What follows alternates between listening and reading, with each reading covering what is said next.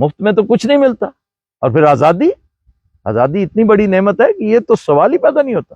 اب بھی اگر آپ گھروں سے نہیں نکلتے، اب بھی اگر آپ صدائے احتجاج بلند نہیں کرتے، تو پھر کاہے کی آزادی؟ آپ نے وہ رول پلے نہیں کیا اس وقت جب اس کو گولیاں ماری گئی تھی. اب اگر آپ ان غاصبوں کا جو کہتے ہیں کہ کر لو جو کرنا ہے رستہ نہیں روک سکتے، تو پھر چپ کر کے سکون سے گھروں میں بیٹھیں. وہ بیچارہ جیل میں گلتا سڑتا ہے، مرتا ہے، اسے جانے دیں. اس نے اپنا کام کر دیا. وہ جو کرنا چاہتا تھا، وہ جو کرنے کا حوصلہ رکھتا تھا، جو اس نے کمٹمنٹ کی تھی، وہ اس نے پوری کی. آپ اگر اب ایک قدم بھی پیچھے جاتے ہیں تو یاد رکھیے کہ 26 سال کا یہ سفر جو ہے بالکل رائے گاں گیا ہے. آپ کو یہ سوچنا چاہیے کہ اس بیچارے نے اپنا سب کچھ قربان کر کے آپ کے لیے ایک رستہ ہموار کر دیا.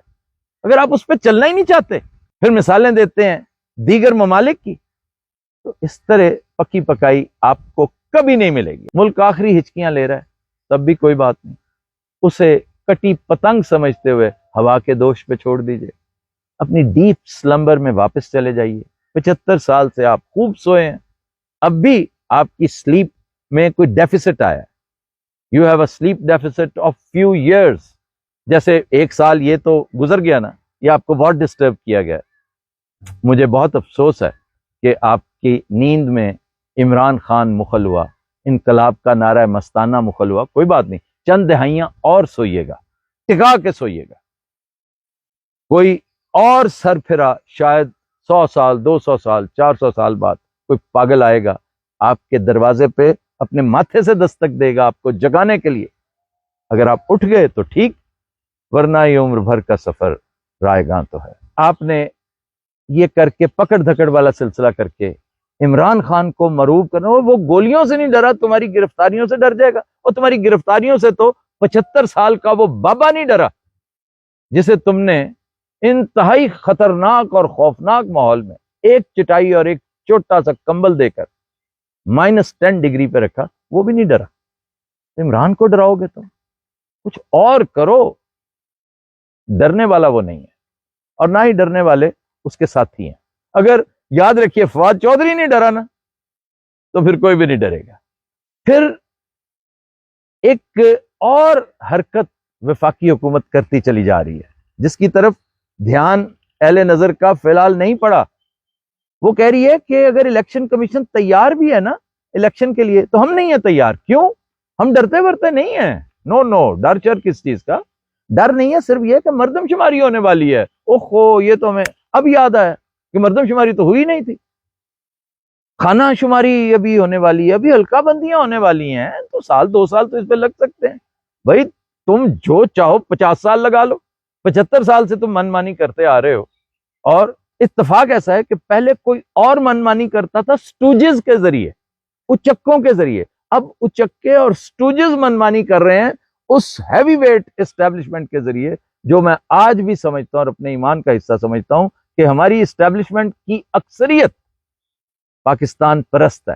وہ پاکستان کو اپنا اوڑھنا بچھونا سمجھتی ہے، پاکستان کو ماں کا سٹیٹس دیتی ہے. میں کیسے مان لوں کہ وہ ان اچکوں کے کہنے میں، لیکن بعض اوقات مجبوریاں بھی تو ہوتی ہیں. یہ جو سارا سلسلہ ہوا ہے نا، جو میں نے اوپر باتیں کی ہیں، ان کے بعد ایک نئی چیز جنم لیتی ہے، اور وہ ہے مزاحمتی سیاست. یہ دیکھیں یہ کیسی خوش قسمتی ہے کہ عمران خان کا کام آلموسٹ بنا ہوا نظر آ رہا تھا کہ اب رستے میں کوئی رکاوٹ نہیں ہے.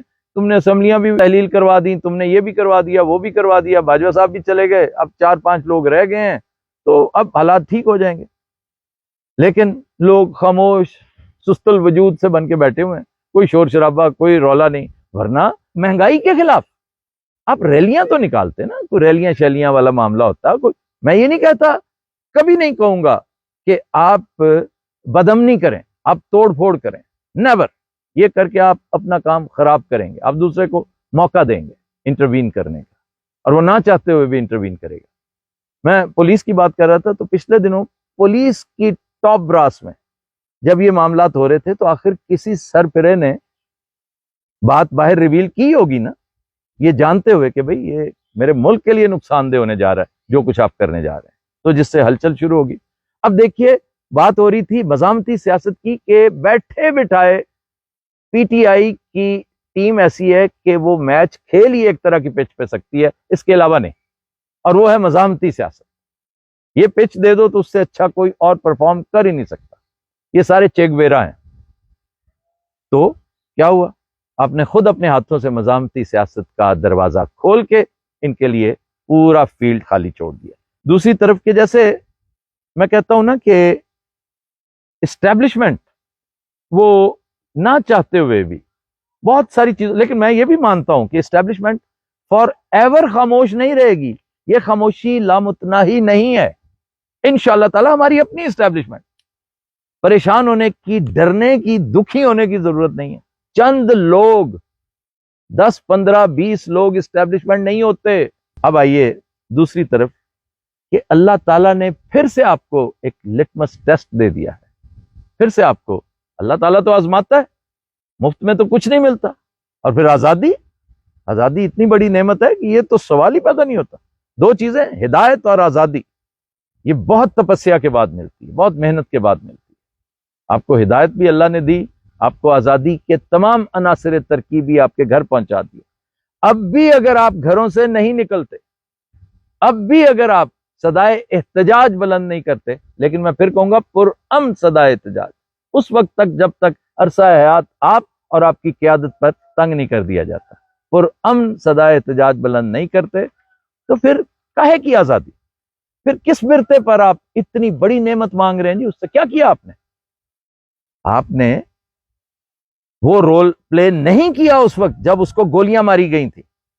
شاید اس میں حکمت یہ بھی تھی کہ اس نے خود بھی آپ کو منع کیا کہ آپ نے نہیں، لیکن بعض اوقات دوسرا منع نہیں کرتا، آپ کو سوال تو فہم کرتے چلے جانا چاہیے تھا نا کہ جی ایسا کیوں ہوا؟ آپ کو تاریخ کو ریدنی چاہیے تھی، بی بی کو کیوں مارا گیا، لیاقت علی خان کو کیوں مارا گیا؟ یہ ساری باتیں بڑی اہم تھی، لیکن نہیں ہوئی۔ خیر، اب اگر آپ ان غاصبوں کا جو کہتے ہیں کہ کر لو جو کرنا ہے، رستہ نہیں روک سکتے، تو پھر چپ کر کے سکون سے گھروں میں بیٹھیں۔ وہ بیچارہ جیل میں گلتا سڑتا ہے، مرتا ہے، اسے جانے دیں۔ اس نے اپنا کام کر دیا، وہ جو کرنا چاہتا تھا، وہ جو کرنے کا حوصلہ رکھتا تھا، جو اس نے کمٹمنٹ کی تھی، وہ اس نے پوری کی۔ آپ اگر اب ایک قدم بھی پیچھے جاتے ہیں تو یاد رکھیے کہ 26 سال کا یہ سفر جو ہے بالکل رائے گاں گیا ہے، آپ پر کچھ اثر نہیں ہوا۔ آپ چپڑی مانگتے ہیں اور دو مانگتے ہیں، اس لیے یہ سب کچھ نہیں ملے گا۔ آپ کو یہ سوچنا چاہیے کہ اس بیچارے نے اپنا سب کچھ قربان کر کے آپ کے لیے ایک رستہ ہموار کر دیا۔